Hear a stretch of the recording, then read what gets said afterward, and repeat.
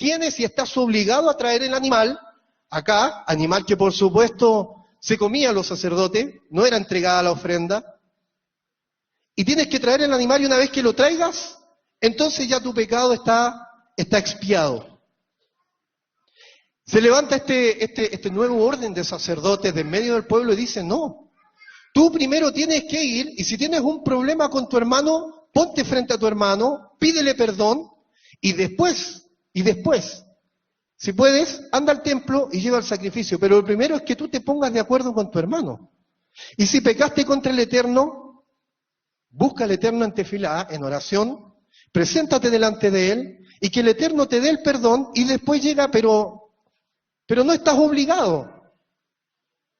Lo primero, y aquí tenemos una diferencia sustancial y grande, porque ellos le están dando una interpretación debida a la Torá.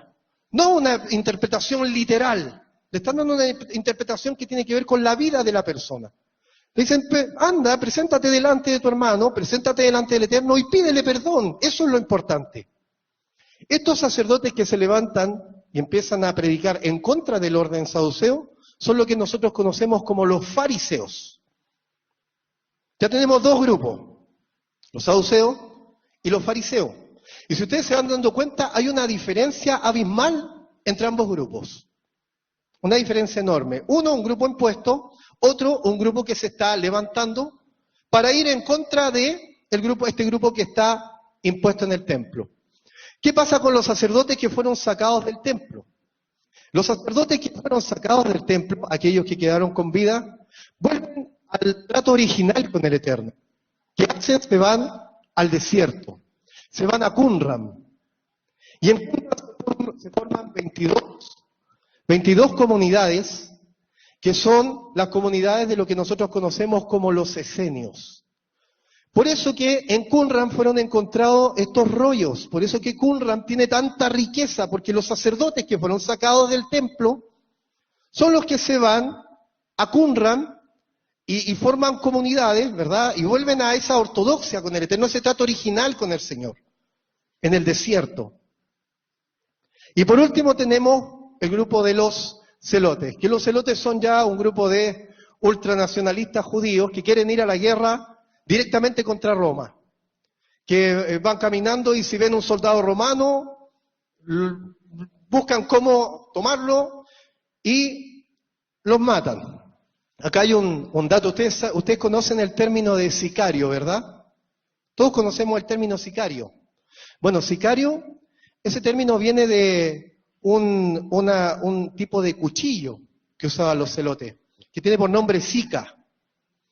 Ese cuchillo, esa sica que usaban para matar a los romanos o a los saduceos que encontraban también por la calle, de ahí viene el término sicario. Eso entre paréntesis. Por lo tanto ya tenemos cuatro grupos que son tremendamente distintos uno de otro, que tienen una visión distinta uno de otro, que no son un grupo homogéneo, como nosotros pensamos cuando leemos la Escritura. Y estos cuatro grupos son a lo que se va a tener que ver enfrentado Yeshua cuando se manifieste en la tierra. Los saduceos, por su parte, creen que existe una sola vida y no creen en la reencarnación. Los fariseos creen en la reencarnación. Perdón, creen en la resurrección, no reencarnación, en la resurrección. Y ellos están esperando que se manifieste, ¿no es cierto?, que se manifieste el reino del Eterno. A ver, para el judío, para el fariseo, más importante que el Mesías en sí es la era mesiánica. ¿Cómo así? Es más importante la era mesiánica por lo que trae la era mesiánica. ¿Por qué? Porque la era mesiánica trae paz, porque la era mesiánica trae el orden desde Israel, desde el pueblo elegido del Eterno, porque la era mesiánica cumple todas las promesas que están en la Torá, en el Tanaj, ¿verdad? Por lo tanto, para ellos, más importante que la figura del Mesías, más importante quién es el Mesías, es que llegue esta era mesiánica. Y aquí nosotros entendemos por qué no creen el pueblo judío, ¿no es cierto?, nuestros amados hermanos, ¿por qué no creen que Yeshua es el Mesías?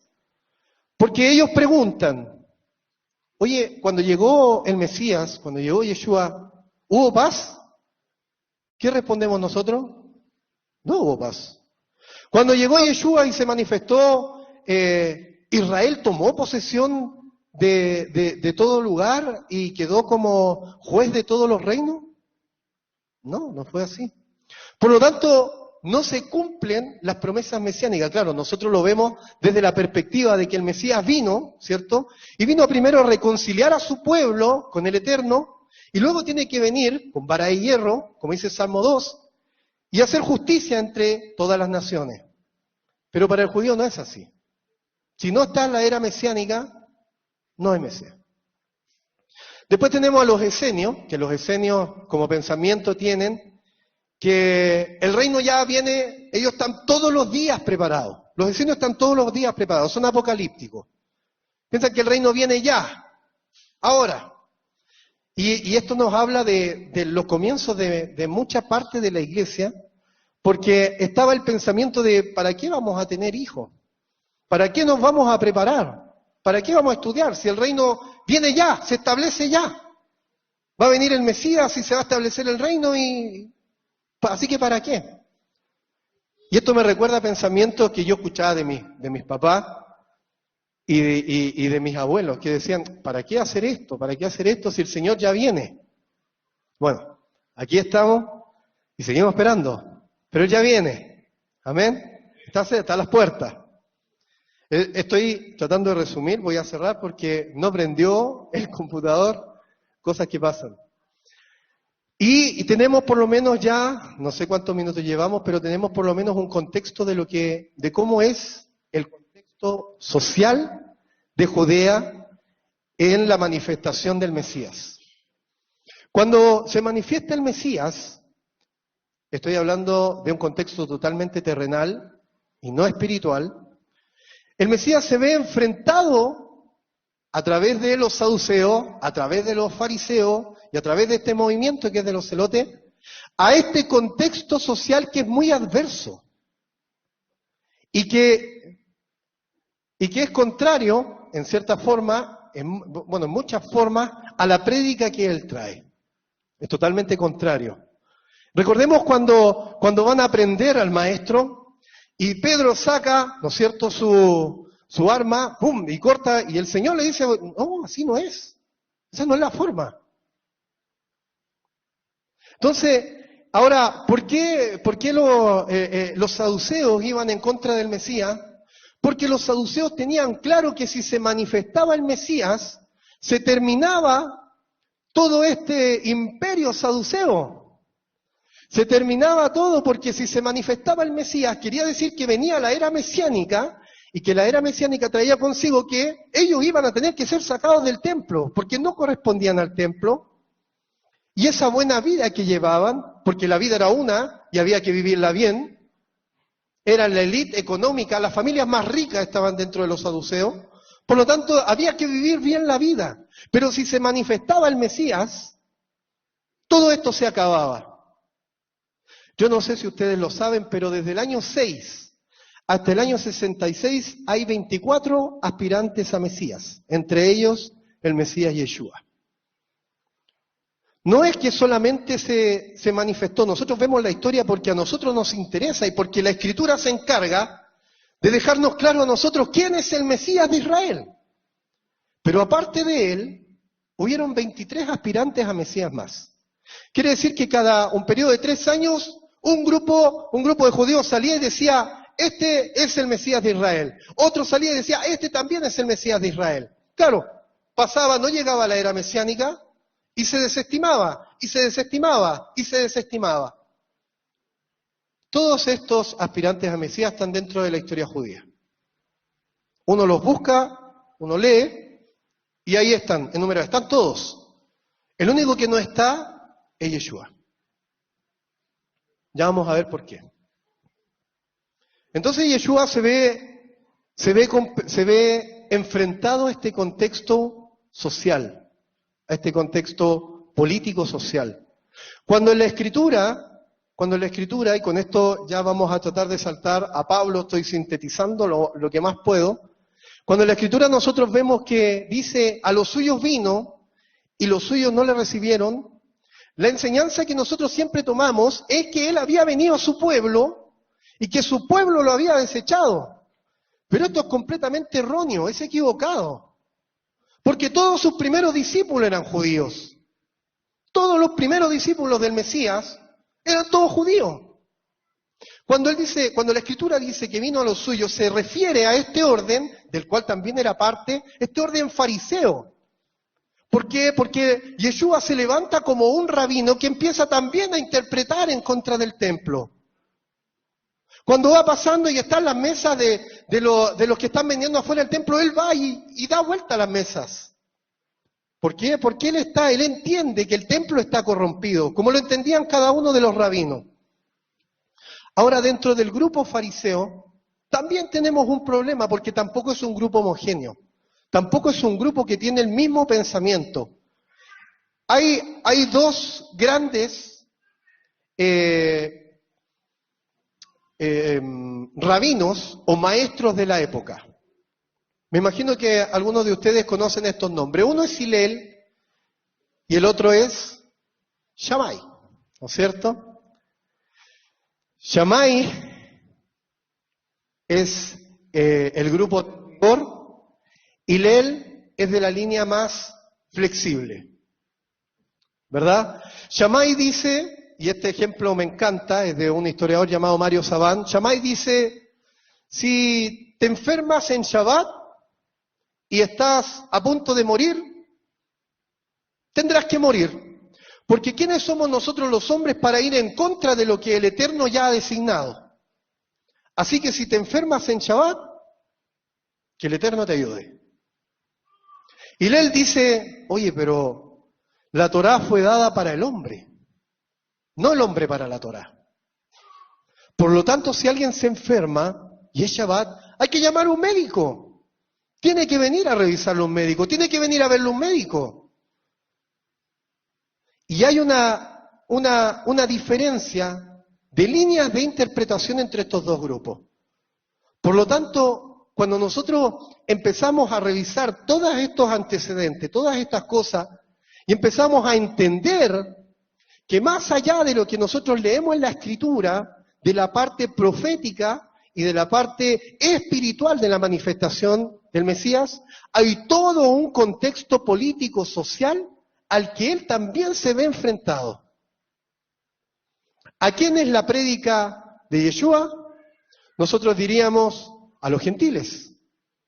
Pero dice la Escritura, no vayáis por camino de gentiles. Y no entréis en el lugar donde estén los samaritanos. No he venido y no he sido enviado sino a la oveja perdida de la casa de Israel. Por lo tanto, queda claro que él viene. Esto es complicado, pero lo vamos a tocar.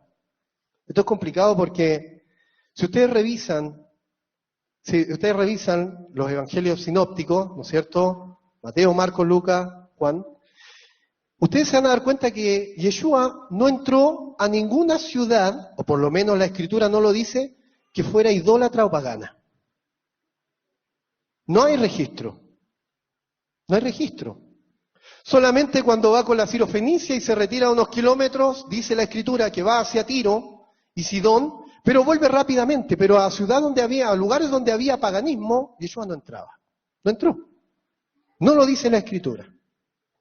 Y él mismo dice, no he sido enviado sino a la oveja perdida de la casa de Israel. Así que ya entendemos a dónde va la prédica de Yeshua. Pero ahora tenemos que entender cómo es que entran los gentiles. ¿Cómo es que entran los gentiles? Vamos a saltarnos, vamos a dejar hasta acá a Yeshua, por tiempo, insisto, vamos a saltar a Pablo. Porque también en Pablo nosotros tenemos la idea de que con Pablo de Tarso, con Shaul de Tarso, ¿verdad? Empiezan a entrar los gentiles.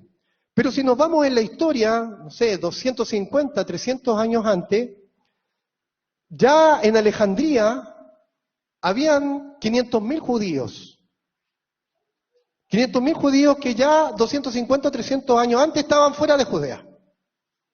Cuando Pablo empiezan los viajes de Pablo, lean Hechos, cuando vamos viendo los viajes de Pablo, y Pablo va llegando a las distintas sinagogas, Pablo se empieza a encontrar con una dispersión que ya está en las sinagogas, con gentiles que ya están dentro de las sinagogas. Pero nosotros tenemos la idea de que con Pablo empiezan a entrar los gentiles. No es así. Ya había muchos gentiles que estaban en las sinagogas mucho antes, mucho tiempo antes. Hablamos de por lo menos 250 o 300 años antes. Por lo tanto, lo que Pablo quiere establecer, lo que Pablo quiere hacer, o cuál es el trabajo de Pablo, de Saúl de Tarso, Pablo tiene que poner jurídicamente a los gentiles en una altura como el judío. ¿Qué es lo que ve Pablo? Pablo va a una sinagoga, ¿no es cierto? Y ve que en todas las primeras filas están los judíos de base, que son los judíos de la sinagoga.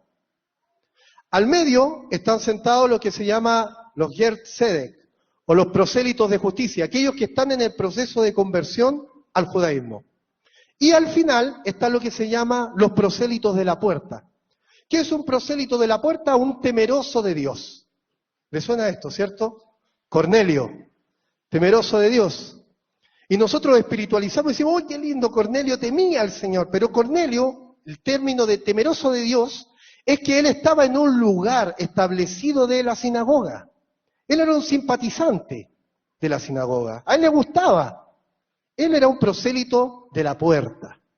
Entonces Pablo ve que aquellos que están en conversión están sentados al medio, los que son los prosélitos de la puerta están atrás, los que no se van a circuncidar, son simpatizantes, pero no quieren hacer conversión, y adelante están todos los judíos. Y el razonamiento de Pablo es, bueno, si acá adelante tengo a todos los que son judíos, y acá adelante hay uno que es judío, pero que no está guardando ninguno de los mandamientos del Eterno, o está transgrediendo mandamientos del Eterno.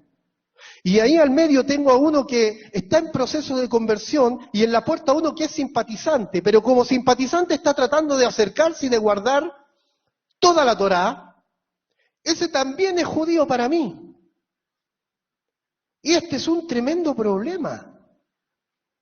Porque aquí es donde la prédica de Pablo se vuelve un problema para el mundo judío. Porque Pablo tiene que encontrar la forma de hacer que aquellos que no son judíos entren a este movimiento. Pero entren ¿cómo? Entren en una altura como el judío. No entren como personas de segundo grado, como algo inferior.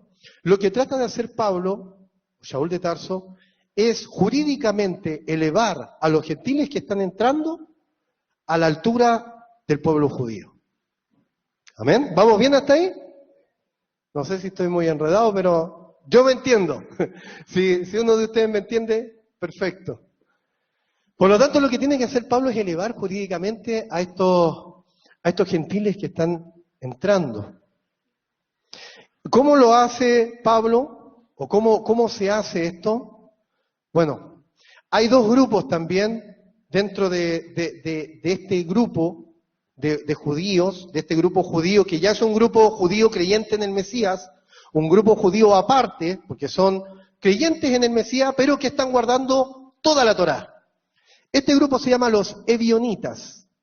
Los ebionitas son judíos, que son creyentes en el Mesías, que siguen guardando toda la Torá. Entonces se ven complicados con la prédica de Pablo, porque dicen, pero ¿cómo Pablo quiere hacer que todo el mundo sea judío? Que todos entren y sean judíos. Y se llama a lo que nosotros conocemos como el concilio del 50, 49 o 50 según el historiador, 50 mayoría, el concilio del 50. Y aquí entramos otra vez en un tema complicado, porque para la iglesia este es el primer concilio de la iglesia, pero cuando revisamos la escritura son todos judíos. Todos los que están en el primer concilio de la iglesia son todos judíos que creen en el Mesías y que están legislando cómo van a entrar los gentiles a este movimiento judío creyente en el Mesías, y no al revés. Entonces llega Pablo, ¿no es cierto? Y dice, oye, tú le estás dando a todos y que todos entren. Tenemos que buscar una forma, porque son muchos los que quieren entrar. Esto significa un crecimiento para la comunidad. Esto significa recursos para la comunidad, para poder seguir ampliando y creciendo, porque eso era lo que buscaba el movimiento. Ojo, estoy hablando histórica y terrenalmente. Esto es lo que buscaba el movimiento, crecer. Necesitaban crecimiento. Y mientras más llegaran, era mejor. Entonces tienen que empezar a buscar dentro de la legislación de la Torá alguna forma en la que estos gentiles puedan entrar. Pedro, ¿no es cierto?, levanta la voz y dice, yo he visto cuando fui donde Cornelio que esto no solamente era para nosotros, sino que también estaba para los gentiles.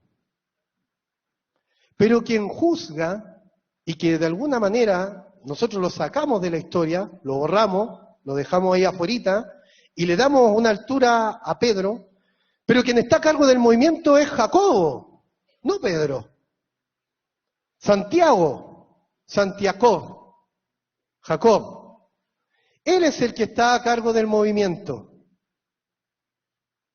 Y él dice, yo juzgo que los gentiles entren a través de las leyes de Noé. 4 leyes o 7 leyes. Entonces, claro, los gentiles empiezan a entrar, es una ley mucho menos rigurosa, y les preguntan, ya, ¿tú quieres entrar a través de las leyes de Noé? ¿O quieres entrar con los 613 mandamientos judíos? No, obviamente por las leyes de Noé es más rápido. Y nosotros pensamos que el proceso de conversión era que uno llegaba, se paraba en la puerta de la sinagoga, entraba y ya era parte del movimiento, pero había todo un proceso de conversión detrás que demoraba años. Tenía que aprender el idioma, tenía que aprender Torá, tenía que hacer la circuncisión, tenía que prepararse. No era algo de un momento a otro. Ahora, ¿cuál es el problema de esta legislación? Que el grupo o el número de gentiles que comienza a entrar comienza a ser más grande. El grupo de gentiles comienza a ser más grande que el grupo de judíos que había de base en cada una de las sinagogas. No digo iglesia porque si usted lee la escritura, la palabra iglesia no está. Pablo iba de sinagoga en sinagoga, así dice la escritura, de sinagoga en sinagoga. Entonces empieza a entrar un número mayor de gentiles. Después de eso, tenemos otro problema más. Del 66 al 70, ¿qué es lo que pasa? Viene la destrucción del templo. El templo es el centro religioso de todas las comunidades que están alrededor. De las que están en Judea, en Samaria, en Galilea, de las que están fuera del sector. Y Jacobo se da cuenta que viene guerra. Jacobo se da cuenta antes que viene guerra. Y toma a todos los judíos, que son creyentes en el Mesías, y dice, ¿saben qué? Aquí va a haber guerra, así que tenemos que movernos de aquí, tenemos que salir de aquí. Y cruzan Transjordania, se van a un lugar llamado Telia. ¿Qué pasó? Se levantaron los judíos contra los soldados romanos, del 66 al 70, ¡pum! La destrucción del templo. Pero este problema, esto de la destrucción del templo que nosotros vemos como algo, hoy se destruyó el templo, para los judíos era un problema tremendo. Era un problema tremendo porque, en primer lugar, el orden sacrificial con el cual el judío llegaba y expiaba su pecado ya no se podía hacer. Por lo tanto, iba a tener que cambiar, iba a tener que mutar el judaísmo ahora para ver cómo nos limpiábamos del pecado. Ya no tengo dónde llevar el animal, ya no tengo dónde ofrecer el sacrificio, ¿qué hago? Alguien dijo por ahí, misericordia quiero y no sacrificio. Ahí está la respuesta. Y empezaron a mutar, a cambiar el judaísmo y hacer un judaísmo que no necesitara al templo. Esto nos deja una lección. El pensamiento occidental es de que hoy no hay templo, no podemos cumplir. Pero el pensamiento del pueblo del Eterno es, oye, no tenemos templo, tenemos que ver ahora cómo cumplimos. Porque en ellos está el deseo de cumplir. Para ellos es más importante cumplir.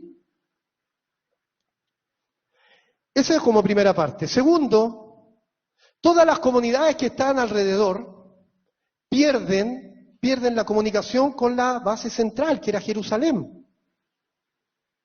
Ahora, ¿con quién? ¿A quién le preguntamos? ¿Quién nos guía? ¿Cómo nos movemos? No tenemos a quién preguntarle, porque no hay nadie en la base central.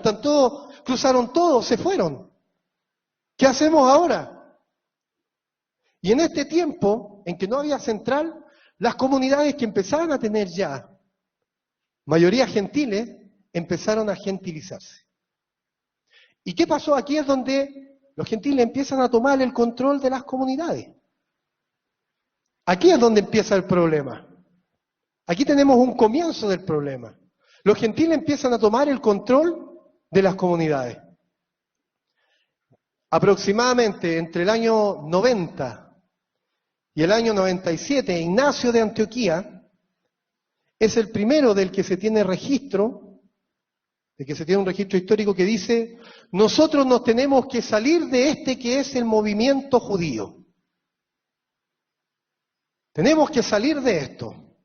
Nosotros tenemos que tener un movimiento que sea diferente del movimiento judío. Entonces, ya vamos viendo cómo se va armando este desprendimiento, esta salida de las ramas que al principio fueron injertadas para ser parte del pueblo. Mire cómo es la figura ahora. Pablo decía, Saúl de Tarso decía, para que se establezca el reino, para que llegue el reino, tenemos que hacer que la plenitud de los gentiles entre. Pero ahora, cuando las comunidades se estaban gentilizando, los gentiles decían, para que venga el reino, tenemos que hacer que los judíos salgan. Aquí empezamos ya a vislumbrar los problemas que se empiezan a dar. Saltamos al año 114, voy muy rápido, voy dejando muchas cosas en el camino, pero voy a tratar de dar los antecedentes más importantes. Y en el año 114 está avanzando un pueblo que se llaman los partos. Los partos vienen avanzando hacia Roma y quieren partir el reino en dos, entrando por el Mediterráneo. ¿Qué hicieron los partos? Consultaron entre ellos y dijeron, en Roma hay un pueblo que ya se levantó una vez contra los judíos, o sea, contra los romanos. Es el pueblo judío. Y los espartos fueron y les dijeron, ¿saben qué? Si ustedes se levantan contra Roma y nos ayudan, nosotros le vamos a reconstruir el templo. ¿Qué pasó? Segundo levantamiento, año 114 al 117. Esto es lo que se llama la guerra de los exilios, porque ahora no se levantaron solamente los judíos de Judea, sino que se levantaron todos los judíos que estaban en todo lugar. Todos se levantaron en contra de Roma. Y empieza esta guerra, que duró 3 años, que por cierto no ganó nuestro pueblo, mermó, según el historiador Dion Casio, 580.000 judíos y 60.000 soldados de las legiones romanas. Para que ustedes tengan una idea de cómo fue este levantamiento. Fue muy corto, pero tomó muchas vidas. Y queda un problema, otra vez nos vamos a lo político y a lo social, queda un problema aún más grande. Porque ahora Roma está viendo que los judíos, que el pueblo, es traidor al imperio. Y si el movimiento quería crecer a través de los gentiles que venían entrando, esto incluye a muchos romanos, por supuesto, ahora se daba un problema, porque si alguien llegaba a una sinagoga y decía, me gustaría ser parte de esta sinagoga, entonces le decía, sí, claro, tienes que convertirte al pueblo, somos parte del pueblo hebreo. Ah, pero ustedes son judíos, ustedes son los que están levantándose contra el imperio. Y ahí se nos da otro problema más. Y esto es un aliciente para que dentro de las comunidades los gentiles vuelvan a decir, nosotros tenemos que buscar ahora una forma de desprendernos completamente de estos revoltosos judíos.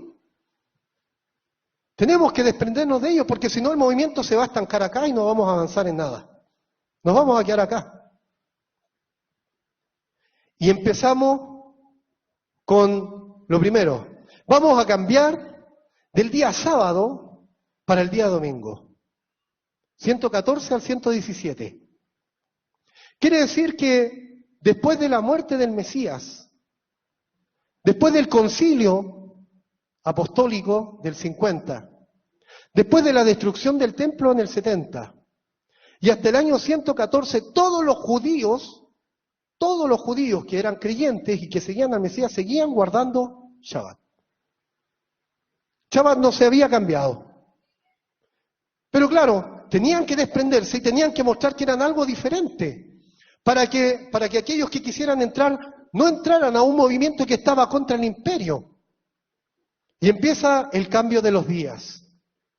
A la muerte de Trajano estaba en ese tiempo, entra como emperador Adriano.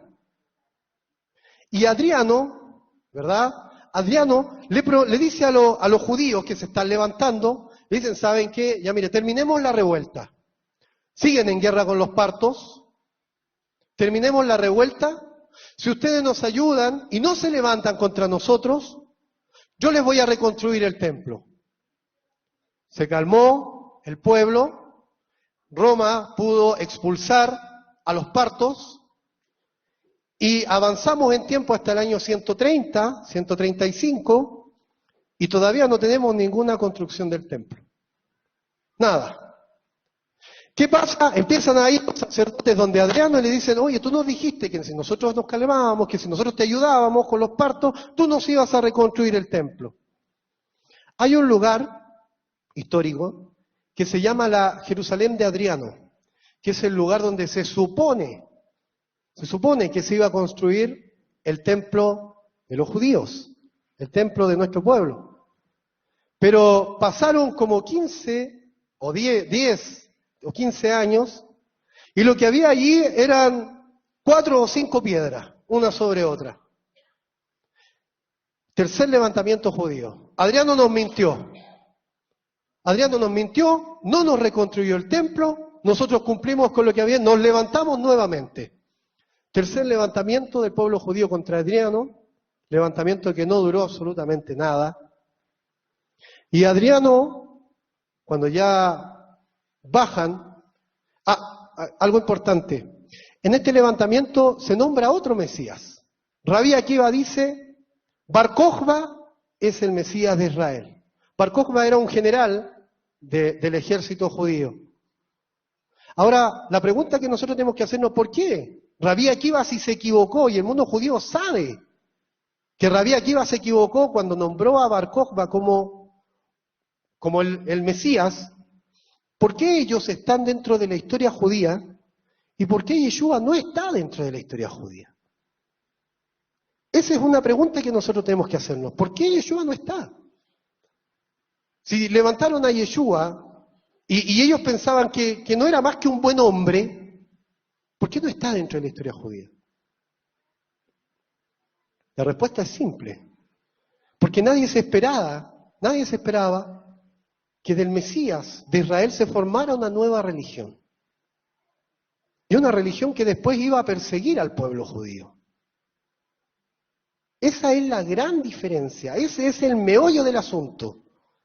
Es por eso que nosotros vemos esta división, es por eso que nosotros vemos por qué el pueblo, lo que nosotros hoy día conocemos como el cristianismo, salió de su tronco judío. Porque había mayorías que eran gentiles, porque había mayorías que necesitaban que este movimiento se expandiera, y porque esas mismas mayorías que no tenían la cultura de base de la Torá que tenían los judíos, necesitaban desprenderse a costa de lo que fuera, necesitaban desprenderse de este tronco judío, cambiando el día sábado, cambiando después con Aniceto, cuando asume Aniceto, año 135, cambiando la fecha pascual. El primer registro del cambio de la fecha de Pascua es con Aniceto. Aniceto dice, nosotros tenemos que seguir haciendo este corte, este cambio, y lo que vamos a hacer algo fuerte, ahora vamos a cambiar la fecha pascual. Si ustedes se van dando cuenta, el contexto social y político es el que provoca este rompimiento, el que provoca este desprendimiento de las ramas que primero fueron injertadas en este tronco judío con una raíz hebrea, para que después se forme lo que nosotros conocemos como el cristianismo. Adriano, volviendo al año 137, Adriano toma decisiones nefastas. Adriano dice, Jerusalén, voy a nombrar solo algunas, Jerusalén ya no se va a llamar más Jerusalén. Vamos a cambiarle el nombre a Jerusalén. Desde ahora Jerusalén se va a llamar Aelia Capitolina. Se le cambia el nombre en el año 137, con Adriano, a Jerusalén, como Aelia Capitolina. Y se empieza a informar con sus asesores y dice, oigan, díganme algún pueblo, alguien que le haya hecho guerra a los judíos. Entonces alguien dice, ellos siempre tuvieron problemas con los filisteos. Filisteo, ahí está. Vamos a cambiar el nombre de Judea. Y a Judea le vamos a poner Filistea. Y Filistea en latín es Palestina. Por lo tanto, el nombre de Palestina en Judea nace recién en el año 137 en la boca de Adriano. Cuando nosotros leemos la Judea de Yeshua, la Palestina de Yeshua, no existe la Palestina en el tiempo de Yeshua. No hay Palestina. Es muy posterior. Muy posterior. Por lo tanto, todas estas cosas, todos estos contextos, tenemos que tenerlos nosotros como conocimiento para entender cuál fue la raíz de este rompimiento. Lamentablemente, ya estoy en el límite de mi tiempo, justo en el límite. Traté de reducir lo más posible. La verdad es que para que podamos entender el proceso completo tendríamos que llegar hasta Constantino. El siglo II es un siglo muy importante, tremendamente importante, en cuanto a el rompimiento ya de base del cristianismo, del judaísmo. Como último antecedente les dejo que las comidas, según los registros históricos, las comidas prohibidas se cumplieron hasta el año 175. El año 175, cuando empieza nuevamente la persecución de los judíos, según los registros históricos, a través de la comida empiezan a poner morcilla en las comidas, empiezan a poner cerdo y empiezan a ver quiénes son los que reniegan de las comidas. Entonces veían quién no quería comer, quién renegaba y decían, este es judío. Querido hermano, año 114, Shabbat se sigue respetando. 137, 150 o 155, la fecha pascual se sigue respetando. Año 175, las comidas que cumplió Yeshua, que cumplieron todos sus discípulos, se siguen respetando. 2000 años después, estamos buscando cómo volver a estas mismas raíces, cómo volver al Evangelio de Yeshua. Muchas gracias. Que el Eterno les bendiga a todos.